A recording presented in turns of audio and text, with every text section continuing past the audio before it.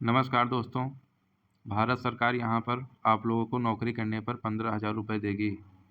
जी हाँ, नौकरी करने पर 15,000 तक देगी मोदी सरकार। कितनी सैलरी वालों को मिलेगा फ़ायदा, आइए जानते हैं सब कुछ।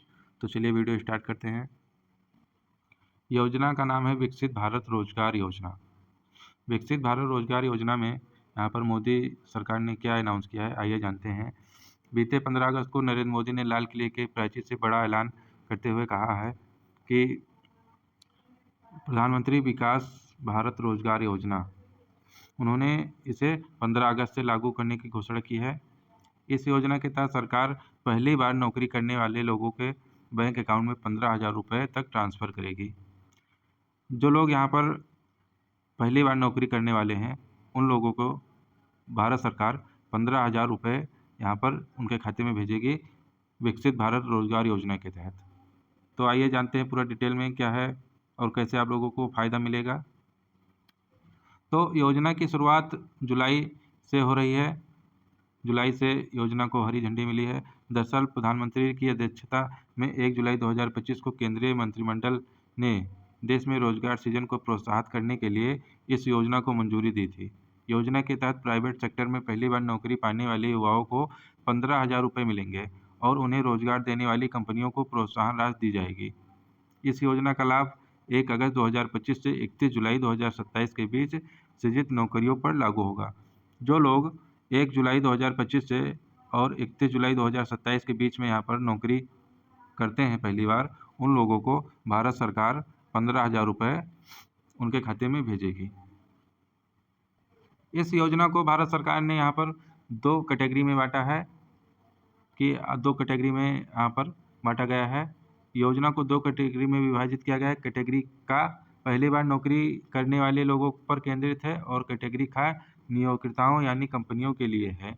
कैटेगरी का के तहत कर्मचारी भविष्य निधि संगठन EPFO में रजिस्टर्ड पहली बार नौकरी करने वाले को 2 किस्तें में अधिकतम 15,000 रुपये 1 माह का EPF वेतन दिया जाएगा। तो जो लोग पहली बार नौकरी करने वाले हैं, उन लोगों को 2 किस्तों में 15,000 रुपये ट्रांसफ़र किए जाएंगे। आइए अब जान लेते हैं कि कितनी सैलरी वालों को मिलेगा फ़ायदा। तो EPFO में रजिस्टर्ड जिन कर्मचारियों का वेतन अधिकतम 1 लाख रुपये प्रति माह है, वह इसके पात्र होंगे। मतलब यह हुआ कि जिन कर्मचारियों की सैलरी 10, 20, 30, 40, 50,000 रुपये भी होगी, वह भी इसके पात्र होंगे। इसके अलावा 50,000 रुपये से 1 लाख रुपये तक की नौकरी की सैलरी कैटेगरी वाले भी लोग इसके पात्र होंगे। पहली किस्त में 6 महीनों का वेतन, 6 महीनों की सेवा पूरी होने पर और दूसरी किस्त 12 महीने की सेवा व वित्तीय साक्षरता कार्यक्रम पूरा करने के बाद दी जाएगी। तो आप लोगों ने देखा कि पहली किस्त 6 महीने पूरे होने के बाद मिलेंगी और दूसरी किस्त यहाँ पर 12 महीने पूरे होने के बाद में दी जाएंगी। आपको 2 किस्तों में ये 15,000 रुपये दिए जाएंगे।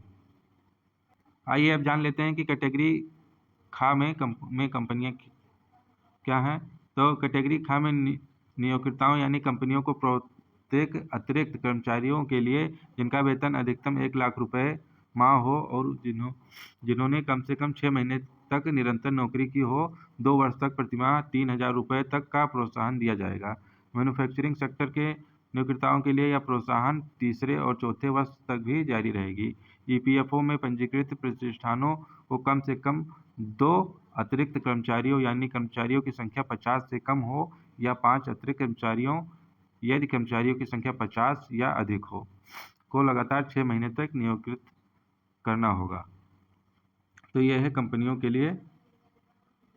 तो कुल मिलाकर आप लोगों ने विकसित भारत रोजगार योजना का लाभ कैसे लेना है और कैसे आप लोगों को इसका लाभ मिलेगा, आप लोगों ने इस वीडियो में जाना कि आप लोग प्राइवेट सेक्टर में पहली बार नौकरी करेंगे तो आप लोगों को 2 किस्तों में ये 15,000 की राशि दी जाएंगी। तो आज का वीडियो आप लोगों को कैसा लगा, आप लोग कमेंट में ज़रूर बताइएगा। धन्यवाद।